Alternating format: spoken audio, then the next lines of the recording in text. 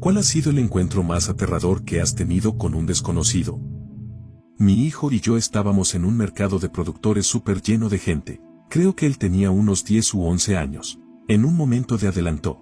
Yo nunca estuve a más de 6 o 9 metros de distancia y lo tenía bien vigilado para que no nos separáramos mientras caminábamos. Me doy cuenta de que hay un hombre en algunos de los mismos puestos que visita mi hijo. Luego lo veo hablarle. En ese punto me alarmé y me dio curiosidad. No intervine todavía. Soy grande, mido 1,90 m y peso unos 118 kilogramos, puedo pelear, y además yo tenía ventaja sobre ese tipo. Si intentaba agarrar a mi hijo, yo lo iba a embestir como un primate adulto enojado. Él seguía a mi hijo y noté que empezaba a mirar alrededor.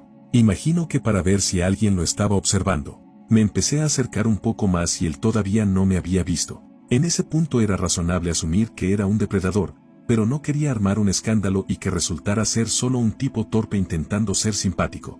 Luego empezó a ponerle el brazo sobre el hombro a mi hijo. Bajé la voz lo más grave posible y hablé muy fuerte, llamando a mi hijo por su nombre. Él se dio vuelta pensando que había hecho algo malo porque usé mi voz de papá más intimidante. Yo estaba a 1 metro de ellos, enorme detrás de ambos. El tipo salió corriendo. Todo eso pasó en 1,5 minutos o 2. Más tarde lo vi subirse a una camioneta con matrícula de otro estado. Ese sujeto había manejado desde otro estado para intentar llevarse a un niño y ese día el universo puso a mi hijo frente a ese monstruo. Aunque nunca estuvo en un peligro grave porque yo me di cuenta de lo que pasaba, fácilmente podría no haber estado atento en esa pequeña ventana de tiempo.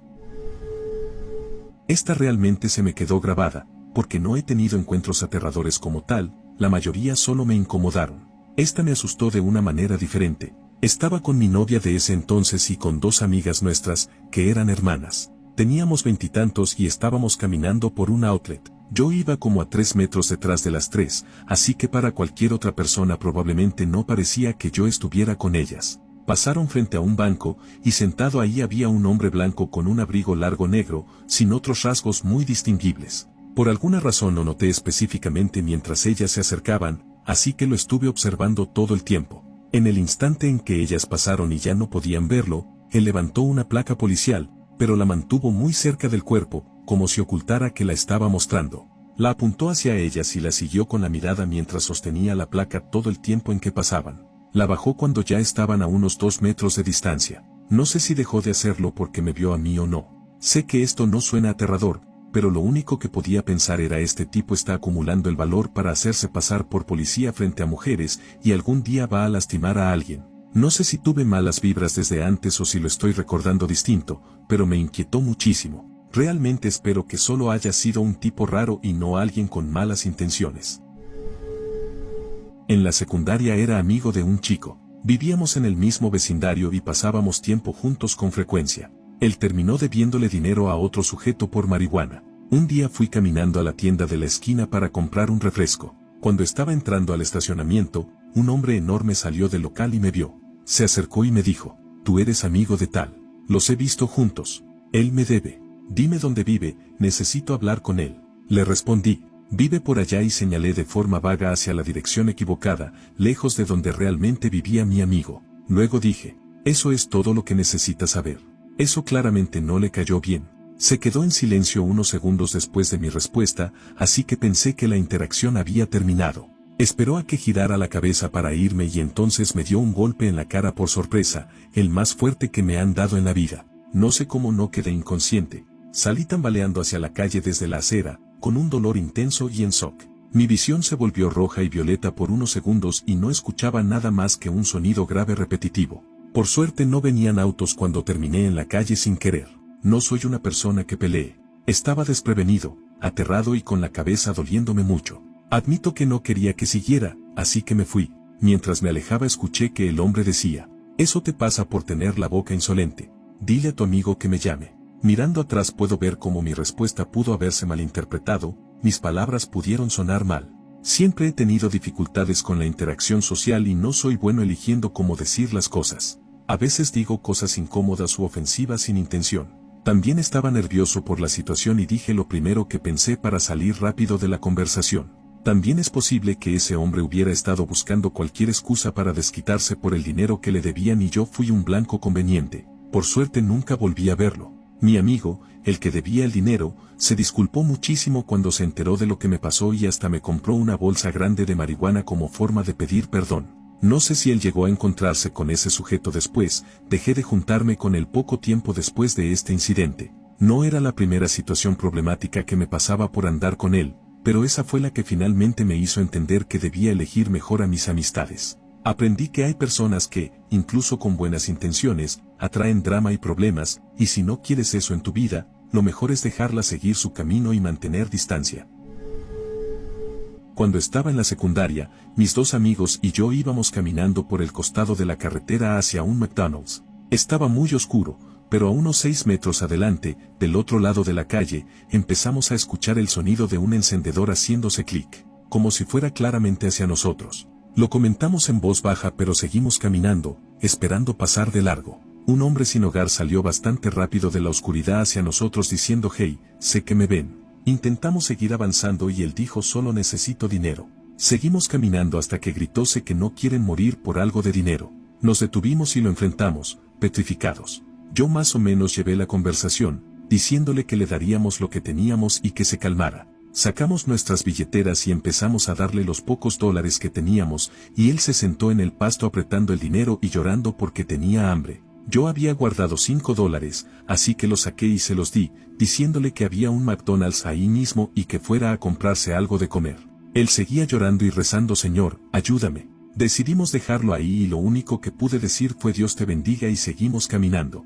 Eso realmente me abrió los ojos. Lo contrario me pasó en un Taco Bell con unos amigos en un viaje por carretera. Volví al mostrador a pedir más comida y un hombre se me acercó. Tenía exactamente el aspecto de ese tipo de sujeto inquietante que te imaginas y no podía dejar de tartamudear, visiblemente nervioso. No paraba de decir «Algo anda mal con mi camioneta, si pudieras venir a verla». Le dije que probablemente era la última persona en ese lugar que podía ayudarlo, pero insistía «Solo si pudieras echarle un vistazo, no sé qué le pasa». No tenía intención de hacerlo, pero miré a mis amigos y todos estaban negando con la cabeza. Uno de ellos dijo muy fuerte «Mi nombre, no lo hagas». Yo asentí para asegurarles que entendía la situación. Cuando volví a mirar, el hombre ya estaba casi fuera y caminando rápido hacia su auto. Todavía me estremece pensar en lo real que fue eso y en lo fácil que mi vida pudo arruinarse en un instante si no hubiera sabido reaccionar.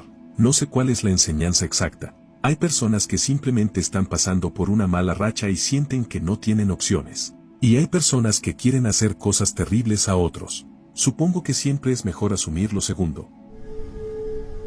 Antes trabajaba como técnico de cable para Comcast en una zona metropolitana bastante concurrida. Como me encargaba de casos escalados y cosas similares, también solían asignarme al lado más acomodado del condado, es decir, casas de $1 millón en adelante. Me llega una orden de servicio porque una caja de cable no funcionaba y había una nota en la orden indicando que la clienta necesitaba un formulario para cambiar al titular de la cuenta. Eso se puede hacer fácilmente en un centro de atención al cliente, pero Comcast no permite que los técnicos lleven esos formularios a los clientes ni que los tramiten de ninguna manera. Hay un procedimiento para eso, quieren revisar una identificación y presenciar que el cliente firme los formularios, y simplemente no quieren que los técnicos se metan en ese proceso. Aún así, hago lo correspondiente y se lo comento a mi supervisor, quien confirma que no me van a dar ese formulario y que debo sugerirle a la clienta que vaya en persona al centro de atención al cliente. Perfecto. El servicio era por la tarde y salgo a hacer mi ruta. Finalmente llego a la clienta y ella vive en un edificio de condominios en el que suelo pasar bastante tiempo. Creo que el condominio más barato de ese lugar ronda los $800,000, pero fue construido en los años 60 y el cableado es terrible. Estamos tratando de soportar señal digital sobre cableado que fue diseñado, de manera muy deficiente, para servicio de televisión analógica. En fin, toco la puerta, ella la abre y es bastante amable, y doy unos pasos hacia adentro. Desde donde estoy puedo ver la caja de cable, y empiezo con mi explicación habitual cuando ella me interrumpe y me pide el formulario para cambiar el nombre del titular. Le informo con cortesía que, aunque hablé del tema con mi supervisor, no me permiten llevarle ese formulario y que deberá ir en persona a un centro de atención al cliente. Ella explota por completo conmigo. Empieza a decir que no tengo corazón, que soy un idiota, que no valgo nada, que deberían despedirme. Grita que su exnovio era abusivo y que, porque yo no la estaba ayudando, era como si la estuviera golpeando igual que él.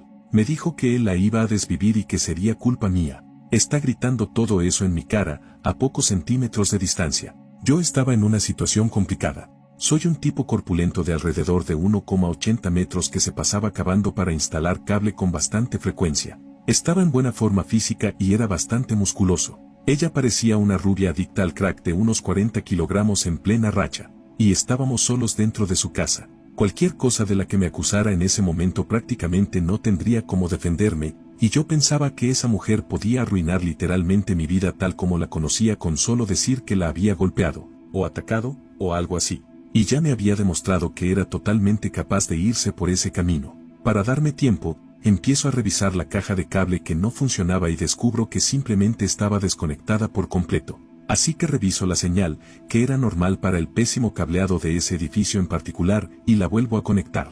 Durante todo el proceso ella no dejó de gritarme todas esas cosas y yo no sabía bien qué hacer. Mientras trabajaba me mantenía siempre de lado hacia ella para poder verla, porque de verdad me preocupaba que intentara atacarme con un cuchillo de cocina. Enciendo la caja y, por suerte, funciona. No tenía absolutamente nada malo. Ella entonces grita que va a llamar a Comcast y lograr que me despidan. Entra a otra habitación y toma su teléfono. Veo eso como la única oportunidad que voy a tener y me dirijo en silencio hacia la puerta. La había cerrado con llave detrás de mí cuando entré, y yo abrí la cerradura con cuidado, abrí la puerta muy despacio, la cerré detrás de mí y luego salí corriendo hacia las escaleras. Ella vivía en el piso 14, así que bajé 2 pisos por las escaleras y tomé el ascensor allí. Llamé a mi supervisor desde la camioneta para avisarle que me había ido corriendo y contarle lo que había pasado, de modo que quedara un registro de que yo estaba al teléfono al mismo tiempo que ella llamaba. Por suerte no hubo ninguna consecuencia para mí. Curiosamente, me volvieron a enviar a su condominio 2 veces más mientras seguía como técnico de servicio y, en ambas ocasiones, primero, no se acordaba de mí y, segundo, se comportó bastante bien, en el sentido de que me dejó hacer mi trabajo y simplemente me ignoró hasta que terminé. Pero puedo decir que ese día fue el encuentro más aterrador que tuve con un cliente mientras trabajé allí. En 2018 estaba en Bari, en el sur de Italia. Casi todos los martes cálidos por la noche salíamos a un bar llamado Moderat, porque organizaban torneos de beer pong. Una noche un amigo y yo decidimos llevar nuestras guitarras para que todos pudiéramos pasarla muy bien cantando juntos y todo eso. Al principio todos nuestros amigos se juntaron alrededor y también estudiantes italianos. Parecía que iba a ser una noche increíble, pero unos 30 minutos después 2 hombres grandes con chaquetas de cuero negras, acompañados por 2 mujeres guapísimas, se acercaron a nuestro grupo. Empezaron a exigir que tocáramos algunas canciones italianas de las que, obviamente, mi amigo y yo no teníamos ni la menor idea, así que intentamos explicarles eso. Aunque nos entendieron, porque para entonces hablábamos un italiano decente, no les importó, se iban poniendo cada vez más nerviosos y furiosos mientras la gente se iba alejando. Y unos 5 o 10 minutos después básicamente solo quedaban ellos 2 intentando impresionar a lo que espero que fueran sus citas, mi amigo y yo. Terminamos escuchando algunas conversaciones que nos hicieron pensar que eran una especie de tipos de la mafia que tenían negocios con ese bar, así que, aunque el hecho de que pudieran ser de la mafia no significaba que fueran a hacernos algo, tampoco ayudaba a tranquilizarnos. En algún momento uno de ellos me dio su teléfono para que intentara reconocer alguna canción que tenía puesta en YouTube en lugar de solo decir nombres en voz alta. Enseguida me di cuenta de que era una progresión de acordes sencilla, y en cuanto mi amigo y yo empezamos a tocarla se pusieron muy contentos y empezaron a cantar la letra y a bailar con sus citas. Se pusieron tan felices que entraron al bar y sacaron una ronda de shots para los 6. En ese momento mi amigo y yo nos miramos como diciendo espero que esto sea tequila, porque sabemos muy bien que no podemos rechazarlo, así que nos lo bebimos, nos dimos un abrazo y ellos se fueron con una sonrisa en la cara. Por un momento casi nos morimos del susto.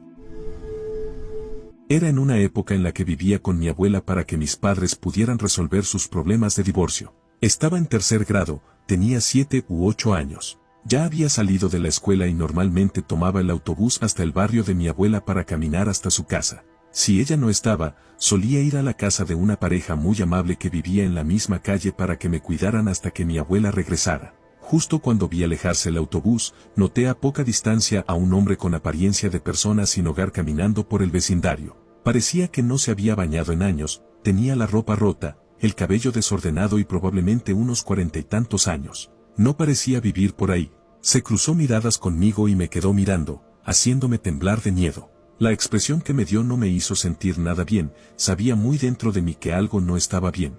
Transmitía una vibra inquietante con la forma en que sonrió.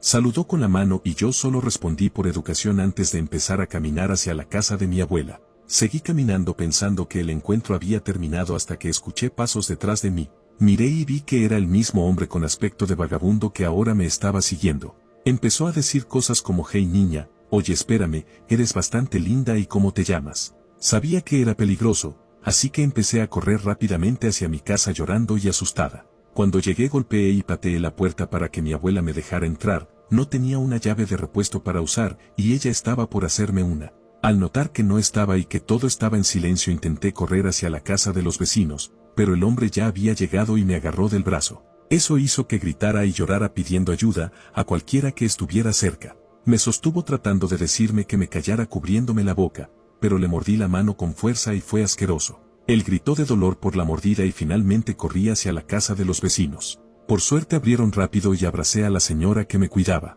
Lloré tratando de explicar lo que había pasado, mientras su esposo salió a buscar al hombre que estaba afuera. Más tarde hubo una búsqueda policial y mi abuela lloraba abrazándome, agradeciendo a Dios que estaba a salvo y que no me habían llevado ni algo peor. Ese momento de mi vida fue muy aterrador y me dejó un poco de trauma. Me sobresaltaba y me asustaba si alguien me tocaba o si pasaba cualquier cosa. Hace unos años estaba en una tienda de artículos de arte a la que había ido 1.000.000 de veces sola, y noté que había un tipo que aparecía en cada pasillo al que yo entraba. Pensé que quizá era una coincidencia, así que lo probé yendo a unos pasillos al azar, y unos segundos después él estaba justo detrás de mí. Así que me puse en la fila para pagar y él se puso justo detrás, demasiado cerca, mirándome fijamente hacia abajo. Intenté alejarme un poco, pero él volvía a acercarse detrás de mí. Cuando llegué a la caja pensé que debería decirle algo al empleado y pedir que me acompañara al auto, pero cuando terminé él seguía atrapado en la fila, así que pensé que tenía suficiente tiempo para salir por la puerta e irme a mi auto. Antes incluso de salir, llamé a mi papá, un oficial de policía retirado, y le conté lo que había pasado. Miré por encima del hombro y el hombre había salido de la fila y estaba caminando hacia mí en el estacionamiento. Miré alrededor, vi que había otras personas en el estacionamiento, así que me di vuelta, lo miré directamente y dije bien fuerte por el teléfono: este tipo me está malditamente siguiendo. Eso llamó la atención de otras personas y él inmediatamente apartó la mirada y se fue en otra dirección. Básicamente corrí hacia mi auto, me subí y le dije a mi papá que ya estaba adentro con las puertas cerradas. Mientras estaba ahí temblando, miré por el espejo retrovisor y vi al hombre pasar detrás de mi auto y entrar a un vehículo que estaba a un espacio del mío. Cuando salí del estacionamiento presté atención a la marca, modelo y color del auto y noté que tenía placas de Texas. Esto fue en Ohio. Todavía me asusta cuando hablo de esto porque ni siquiera intentó esconder su intención de que me había elegido para algo. Cuando tenía 12 años estaba sola en casa, relajándome y escuchando música en la habitación del fondo. Empecé a escuchar pasos en el piso de arriba y pensé que alguien había llegado temprano y que no lo había escuchado entrar. Unos 15 minutos después iba de regreso a la planta baja y había un chico de unos 16 o 17 años en la entrada de la casa, sorprendido de que yo estuviera ahí.